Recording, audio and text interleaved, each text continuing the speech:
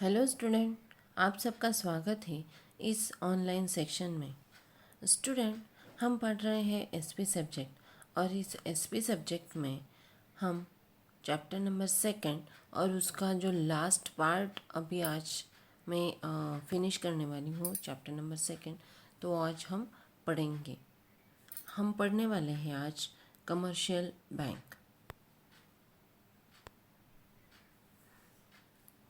तो स्टूडेंट, हमने देखा कि कमर्शियल बैंक जो है, पहले तो हमने देखा कि जितने भी फंड्स देखे हैं, बोरोड फंड देखे हैं, ओन फंड देखे हैं, उसके अंदर कमर्शियल बैंक बहुत ही इम्पोर्टेंट रोल प्ले करता है। कमर्शियल बैंक वही बैंक होता है जैसे नॉर्मली अपने बैंक्स होते हैं, जो अदर बैंक्स आपको मालूम हो गए, HDFC हो गए या अदर जो भी बैंक्स होते हैं, वही बैंक्स वो होते हैं।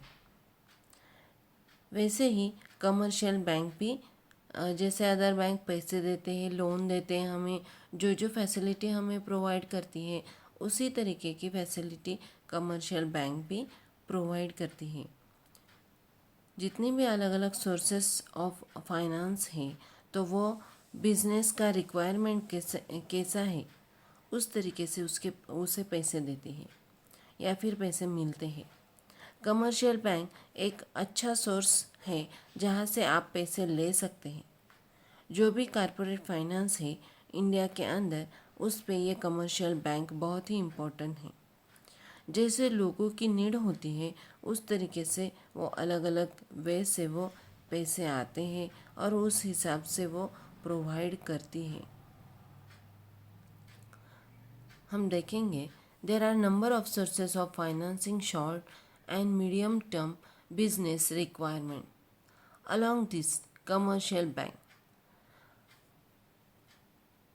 constitutes the most predominant sources of commercial bank play a significant role in corporate finance in India. Commercial bank, by introducing variety of deposit schemes to individual depositors' needs, mop up saving up peoples and make up of this saving to meet a varied requirement of corporate enterprises. मैंने अभी आपको इसका meaning से भी बताया था कि अलग अलग वे से वो पैसे आते हैं, उस हिसाब से वो पैसे प्रोवाइड करती है। लोगों के अंदर वो सेविंग का जो महत्व है वो बताती है और उसकी जो वैरायटी में लोगों उससे ही वैरायटी में लोगों से पैसे आते हैं जो हम बैंक में सेव करते हैं। उन्हीं को इकट्ठा करके बैंक जो बड़ी बड़ी कंपनीज होती हैं उनको लोन देती हैं, उनको ही हम कहेंगे commercial bank. Commercial bank assist corporate enterprises. हम आगे देखेंगे कि वो कमर्शियल बैंक किसको असिस्ट करती है। First, by guaranteeing terms loans to companies, यानी गारंटी लोन देती है कमर्शियल बैंक गारंटी के तौर पर। By subscribing to shares and debentures of companies, जो शेयर्स और डिबेंचर्स होते हैं उनको सब्सक्राइब करती है। By underwriting the issue of security of the company, जब कंपनी के कोई शेयर्स सेल्स नहीं हुए होंगे तो कमर्शियल बैंक्स उनको अंडरराइटिंग करके उनका शेयर्स खरीद लेती हैं। कंपनी के बैंक शॉर्ट टर्म में फाइनेंस होता है। Commercial bank also play an important role in providing short term finance. They have become primary sources of financing work capital of the business. In India, primary source of finance working capital are bank, credit and trade credit. वो commercial bank क्या करती हैं, वो primary source बन जाती हैं।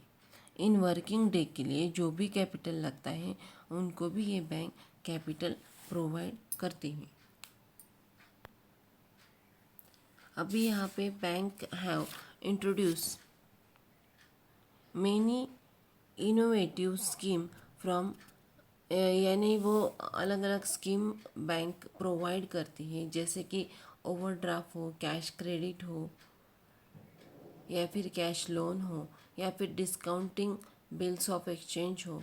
इस तरीके की वैरायटी ऑफ स्कीम वो प्रोवाइड करती हैं। फर्स्ट तो हम देखेंगे overdraft. A company having a current account with bank is allowed overdraft facility। यानी कंपनी को जब जो भी करंट अकाउंट खोलने वाले होते हैं उनको ये ओवरड्राफ्ट की फैसिलिटी ऑटोमेटिकली मिल जाती है। The borrower can withdraw fund as the when needed। He is allowed to overdraft on his current account up the credit limit, which is sanctified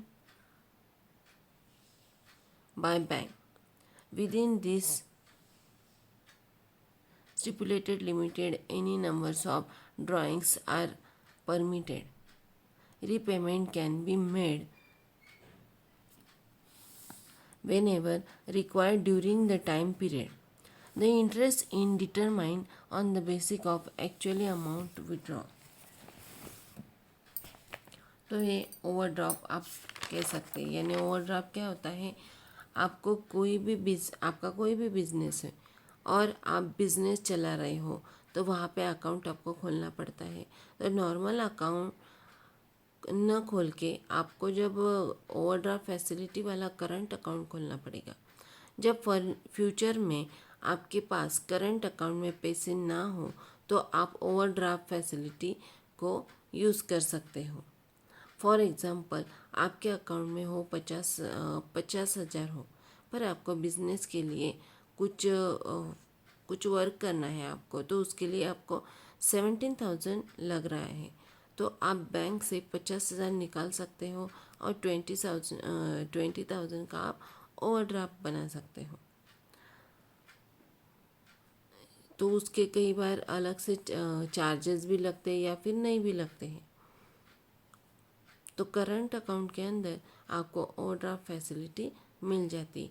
यहाँ पे आपने जितने पैसे निकाले हैं उस पर आपको इंटरेस्ट भी मिलता है। सेकंड हम देखेंगे कैश क्रेडिट।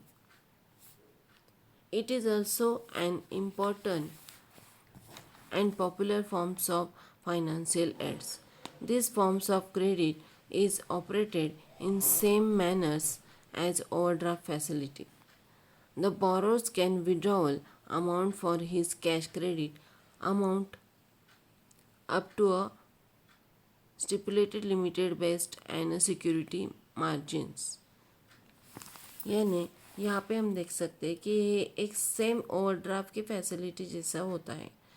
इसमें यही डिफरेंस होता है कि एक पर्टिकुलर सिक्योरिटी मार्केट के अंदर रहकर कंपनी बैंक में से पैसे निकाल सकती है और इंटरेस्ट चार्ज उस पर वो इंटरेस्ट चार्ज होता है। कमर्शियल बैंक और कैश क्रेडिट के लिए आपको यानी कंपनी को कुछ गुड्स अपना जो होता है वो गुड्स गिरवी रखना पड़ता है।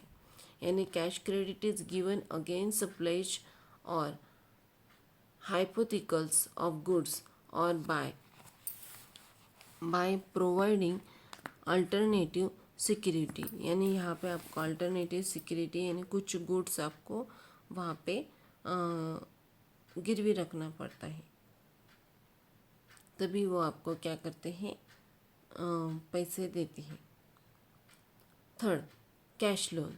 Under this the total amounts of loan is credited by bank to the borrower account interested in payment and actual balance outstanding. यानी ये सेम वे है जैसे आप कैश लोन जो कहते हैं, आप हमारे नॉर्मल जैसे लोन होते हैं उसी तरह की ये फैसिलिटी आपको प्रोवाइड करती है कमर्शियल बैंक भी, उस पर इंटरेस्ट पे किया जाता है same. Four, discounting bills of exchange. The drawer of the bills यानी सेलर्स, यानी यहाँ पे आप देख सकते हो जो ड्रॉवर होता है उसको क्या कहेंगे, जो सेलर होता है उसको ड्रॉवर कहेंगे। और can receive a money from drawee यानी buyers on the due date और after the due date, drawer can receive money before the due date by discounting the bill with the bank. यानी आप देखो कई बार आप cell करते हो, cell करने के बाद जब सेल करते हो उसको क्या बोलेंगे, ड्रावर। और रिसीव मनी फ्रॉम ड्रावी, जो ड्रावी मनी रिसीव करता है उसको हम कहेंगे buyer on the due date, due date के अंदर हो या ड्यू डेट के बाद हो। The drawer can receive money before the due date by discounting the bill with the bank.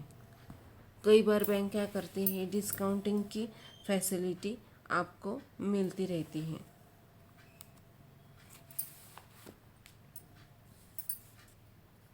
Discount दिया जाता है कई बार, क्योंकि आपने इतना लोन लिया है तो हम आपको थोड़ा बहुत उस पर डिस्काउंट देते हैं। This is nothing but selling the bill to the bank and the bank given money to drawer less than the face value of the bill. वो फेस वैल्यू कम करके आपको बिल देना पड़ता है। This bill of exchange or trade bills, they are accepted by bank and cash is advance against them. ये cash भी advance में देते हैं बैंक। कई बार हमें अर्जेंसी होती है बिजनेस में, तो उसके लिए बैंक हमें ये फैसिलिटी प्रोवाइड करती है। अर्जेंट में हमें वो पैसा प्रोवाइड करती है और उस पर कई बार डिस्काउंट भी दिया जाता है, या फिर अर्जेंट दिया तो उस पर वो कोई एक्स्ट्रा चार्जेस भी लेते हैं। आगे हम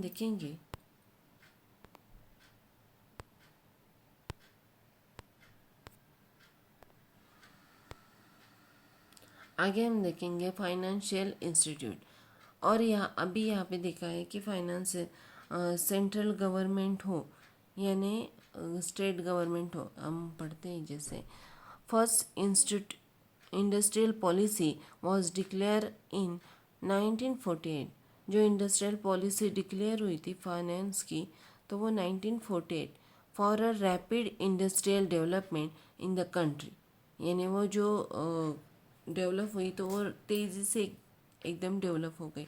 the central government and state government have establish special financial institution the providing industrial finance sorry central government और स्टेट गवर्नमेंट एस्टेब्लिश करती है अलग अलग स्पेशल फाइनेंशियल इंस्टीट्यूशन को, जो प्रोवाइड करती है अलग अलग फाइनेंस।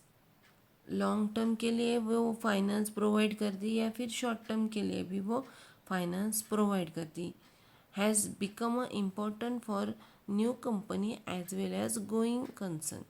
वो न्यू कंपनी के लिए हो या फिर गोइंग कंसर्न के लिए हो। अभी यहाँ पे कौन कौन सी कंपनीज हैं जो फाइनेंशियल इंस्टीट्यूट फाइनेंस प्रोवाइड करती है। यहाँ पे देखो एक चार्ट बताया गया है, उस चार्ट पे आपको 4 जो है पार्ट बनाए गए हैं। डेवलपमेंट बैंक हो या फिर फाइनेंशियल इंस्टीट्यूशन हो या फिर इन्वेस्टमेंट इंस्टीट्यूशन हो या स्टेट लेवल इंस्टीट्यूशन हो।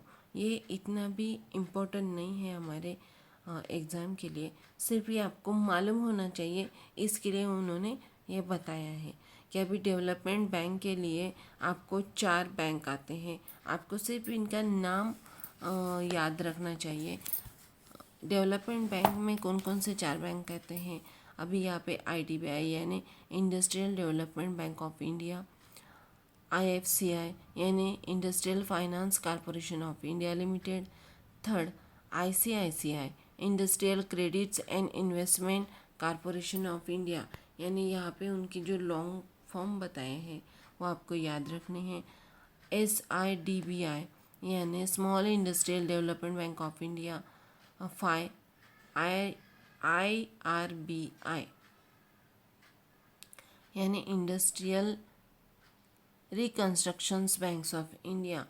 अभी वहाँ पे सेकंड जो है फाइनेंशियल इंस्टीट्यूट, यहाँ पे RCTC हो या फिर TDICI हो या फिर TFCI हो, ये आता है। फिर उसके बाद इन्वेस्टमेंट इंस्टीट्यूशन में आता है LIC, life insurance corporation of India, फिर यूटीआई आता है या फिर जीआईसी आता है, या उसके बाद स्टेट लेवल इंस्टीट्यूशन में आता है स्टेट फाइनेंस कॉरपोरेशन एसएफसी या फिर एसआईडीसी, ये आता है। तो ये आपको वो ध्यान में रखना है। वो क्या करती हैं, to provide term lending a facility या फिर to subscribe to shares and debentures to underwrite the issue of security and to lend money and to guidance terms loans raised by company, ये यहाँ पे आता है। अभी हम आगे देखेंगे टर्म लोन। ये भी एक प्रकार का एक लोन की ही एक टाइप हम कह सकते हैं। जब भी आप कई बार क्या होता है, आप सामान खरीदते हैं, आपके पास पैसे नहीं होते हैं, तो आप टर्म लोन ले सकते हो, यानी अभी सामान खरीद लो या फिर बाद में आप पैसे दे दो, उसको हम कहेंगे term loan. The no business can be run without a credit और credit is source of business. कोई भी बिजनेस होता है वो क्रेडिट पर ही चलता है। Trade credit financing in major sources of short term facility, यानी कम से कम समय के लिए ये उधार लोन आप कह सकते हैं। या फिर मैन्युफैक्चरर्स और wholesalers and suppliers of goods और materials are called trade creditors. अभी ये जो होते हैं छोटे छोटे जो बिजनेसमैन होते हैं, उनको ये ट्रेड क्रेडिटर्स फैसिलिटी प्रोवाइड की जाती है। जो मैन्युफैक्चर्स करते हैं, तो कई बार मैन्युफैक्चर करने के बाद होलसेलर्स को वो अपना माल देते हैं, तो होलसेलर के पास इतना पैसा नहीं होता, तो वो उधार देते हैं। फिर होलसेलर क्या करते हैं, सप्लायर्स को वो उस तरीके का गुड्स या फिर मटेरियल जो होता है वो भी वो देते हैं, फिर प्रोवाइड करते हैं। They sell a tribal goods to other business concern on the basis of deferred payments. Deferred payments यानी फ्यूचर में वो पे करने वाले होते हैं।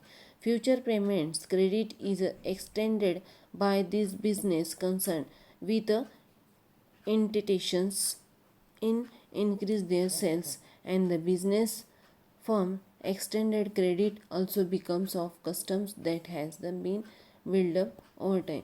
यानी ये थोड़ी देर के लिए आप ये लोन ले सकते हो, क्योंकि ये आप फ्यूचर में पे करने वाले होते हैं, इसलिए ये आपको कह सकता है। इसका एक मीनिंग है, trade credit is not a cash loan. ये क्या होता है, ये कैश लोन नहीं होता है।